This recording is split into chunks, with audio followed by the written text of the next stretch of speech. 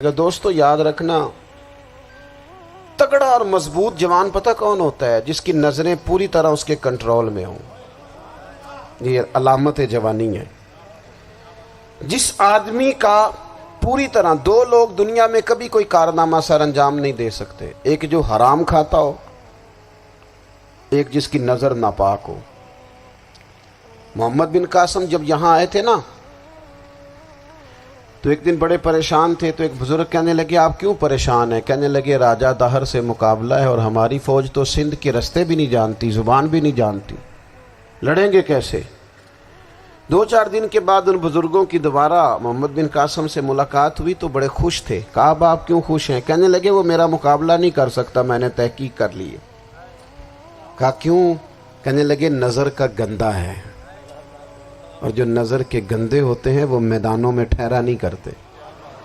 میدان کے لیے نکلنے کے لیے پاک جوانی کی ضرورت ہوتی، تطہیر مزاج ہونا ضروری ہوتا ہے، پاکیزہ افکار اور سچی اور سچی ستھری سوچوں کا ہونا ضروری ہوتا ہے۔ اس لیے فرمایا کہ میرا مقابلہ نہیں کر سکتا۔ حضرت عبداللہ ابن حذافہ کمرے میں تھے، تو وزیر کی بیٹی اندر سجی سنوری پہنچ گئی۔ جیسے ہی آپ نے اس کفر کی چال کو دیکھا تو تیمم کر کے نفل شروع کیے۔ وہ ساری رات بیٹھی رہی، رب کا بندہ ساری رات عبادت کرتا رہا۔ عبادت بڑا سہارا ہے، مصلی بڑا سہارا ہے اللہ کے بندوں۔ صبح دروازہ کھولا، وزیر نے اپنی بچی سے پوچھنا چاہتا تھا رزلٹ کیا نکلا، تو وہ کہنے لگی پیچھے ہٹ جا، اب تیرا میرا تعلق کوئی نہیں، میں نے نبی پاک کا کلمہ پڑھ لیا۔ اس نے کہا میں نے بھی زمانہ دیکھا ہے، پر یہ کیا لوگ ہیں، کستوری کے بنے ہوئے، سندل سے دھلے ہوئے، کہ میں ساری رات کمرے میں رہی اور 100 اور 1000 آدمی جس جوان کا مقابلہ نہ کر سکے، اتنا طاقتور جوان کمرے میں رہا اور اسے نظر اٹھا کے نہ دیکھا۔ او کچا رنگے للاری والا جڑا چڑھدا تے لیندا رہندا ہے، اے عشق تیرے دا رنگ محمد چڑھیا پھر نہیں لیندا۔ میں کہا ایک دفعہ نظر اٹھا کے نہیں دیکھا، کمال ہو گئی۔ اتنے بڑے لوگ، اتنی بڑی سعادت مندی، فیروز بختی، معاملہ فہمی حد ہو گئی۔ اللہ اکبر۔ دوستو بادشاہ جب پوری طرح ہار گیا نا، اس نے کہا مار دو۔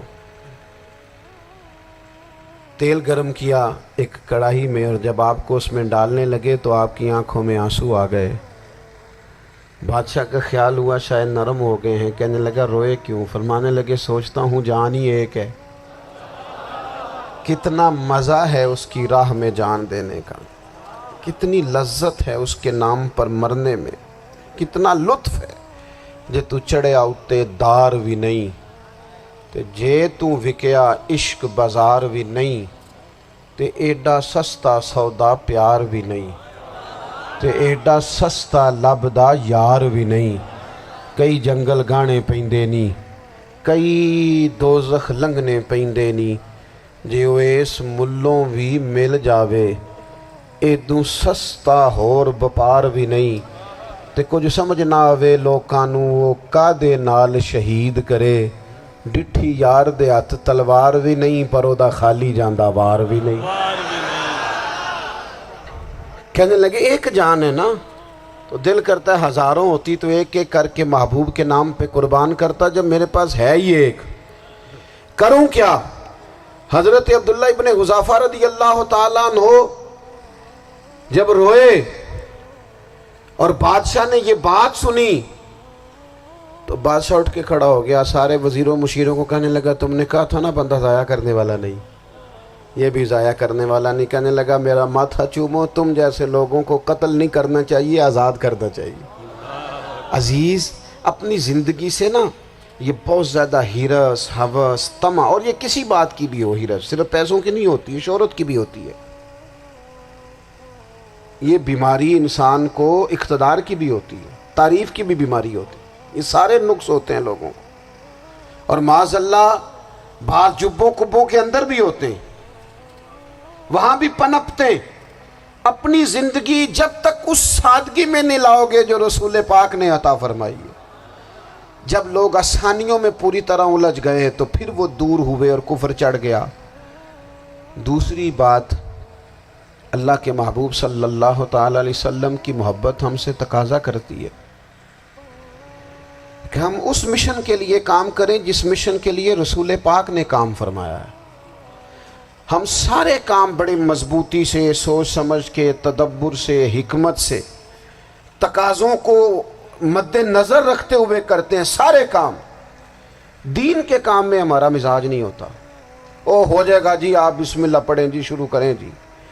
آپ تقاضوں کو سمجھیں، چیزوں کو دبائیں نہیں، چیزوں پر غور کریں۔ کسی کے ذہن کی سطح پر سوال ابھرتا ہے، اس کا تسلی بخش جواب دیں۔ اپنی زندگی میں دین کے کام کے لیے اپنے آپ کو وقف کریں، اور دین کے کام کے بہت سارے پہلو ہیں۔ ہزاروں لوگوں کو قرآن پاک ٹھیک پڑھنا نہیں آتا، ہزارہ لوگ ہیں جو قرآن مجید کے مطالب سے آگاہ نہیں ہیں، دین کی بنیادی ضروریات سے لوگ نابلد ہیں۔ میں آپ کو کس طرح یہ بات سمجھاؤں کہ ہزاروں کی تعداد میں طلاقیں اس لیے ہوتی ہیں کہ مردوں کو طلاق کے مسئلے نہیں آتے، انہیں پتہ نہیں ہے کہ مجھے حقوق زوجین کے معاملے میں کیسے چلنا۔ ڈھیر سارے گھروں میں تباہی اس لیے ہے کہ تربیت اولاد کا دینی منہج ہمیں نہیں پتا۔ اپنا حصہ ملائیں دین کے کام میں۔ ایک آدمی کو اگر تو نمازی کرنے میں کامیاب ہو گیا، تیری زندگی بدل گئی۔ وہ دین بیزار لوگ جو ہمارے بیچ بیٹھ کے ہماری نوجوان نسل کو پگڑی اور داڑھی کا نام لے کے بنیادی طور پر دین سے دور کرتے، ایسے نوجوانوں کو دین کا پیغام محبت دے کر دین کے قریب کرنا ہماری ڈیوٹیوں کا حصہ ہے۔ ہمیں ذمہ داری کا احساس کرنا پڑے گا، ہمیں یہ خاص قدم اٹھانا پڑے گا، توجہ دینی پڑے گی۔ مساجد، مدارس، میں آپ سے عرض کروں، اتنی ڈٹ کے مخالفت ہوتی ہے نا مدرسوں کی، اتنی ڈٹ کے۔ میں ادارہ چلاتا ہوں، اس کے چلانے میں جو مشکلات ہیں وہ تو ہم بتا نہیں سکتے آپ کو، اس لیے کہ میری قوم، میرا اس قوم سے تعلق ہے جو نعت خواں امیر کرنا چاہتی ہے، مدرسے نہیں۔ ہاں، نقیب خطیب پیدا کرنا چاہتی ہے، شعر و شاعری کی زندگی کو پروان چڑھانا چاہتی ہے۔ فقط ہمارا ان لوگوں سے تعلق ہے جو لاکھوں کروڑوں روپیہ محافل پہ لگائیں گے، اور قاری صاحب بیچارے اگر مسجد کا کوئی ہونے والا کام کسی وقت بتا دیں گے تو وہ بڑی مشکل آ جائے گی ان کے لیے۔ یہ کیسے ہو سکتا ہے، آپ نے یہ ڈیوٹی بتا دی؟ مدارس، اور جتنا اہم رول دین کو پھیلانے میں مدارس اسلامیہ کا ہے، اتنی زبردست۔ لوگوں کا خیال ہوتا ہے میری طرح کے لوگ شاید کام کرتے ہیں، ڈیوٹی کرتے ہیں۔ یہ 10-15 لوگ آپ کو نظر آتے ہیں جو آپ کو کہیں میڈیا پر یا ادھر ادھر ڈیوٹی کرتے، مخلص لوگ اپنی جگہ پہ، وہ بھی بڑا ہی کام کر رہے ہیں، جو میڈیا پہ آ کے بھی اخلاص سے اور درد دل سے کو دین کی، ان کی بھی کسی بات کی حوصلہ شکنی نہیں۔ لیکن ہزارہا اساتذہ جو مدارس میں بیٹھ کے پڑھاتے ہیں، جنہوں نے وہ سارے لوگ تیار، آپ سمجھ نہیں سکتے کتنا بڑا کام۔ حفظ کا استاد جو ہوتا ہے نا، اس کی ڈیوٹی 24 گھنٹے ہوتی ہے، فجر سے پہلے، اور اس نے بچوں کو اٹھانا ہے۔ تنخواہ تو ہم انہیں دینا نہیں نہ چاہتے جی، تنخواہ نہیں دئی دی انہوں نے، ہمیں مولوی امیر نہ ہو جانا۔ مولوی نو تے سوٹ بھی 27ویں والی رات دے دا ہے تاکہ کدھر سوان کے عید والے دن پا نہ لوے، چونکہ 27ویں تو بعد تے درزی پھڑتا ہی کوئی نہیں، کیوں حضرت؟ ایسا ہی ہے نا، اس وقت تو نہیں نہ لیتا۔ تو ہم چاہتے ہیں مولوی ہماری مرضی کے ہماری طرح کا سوٹ نہ پہن لے۔ مدارس کی مضبوطی، آپ یہ دیکھ لیں، یہ صلاح الدین ایوبی کا تعلق بھلا کس چیز سے تھا؟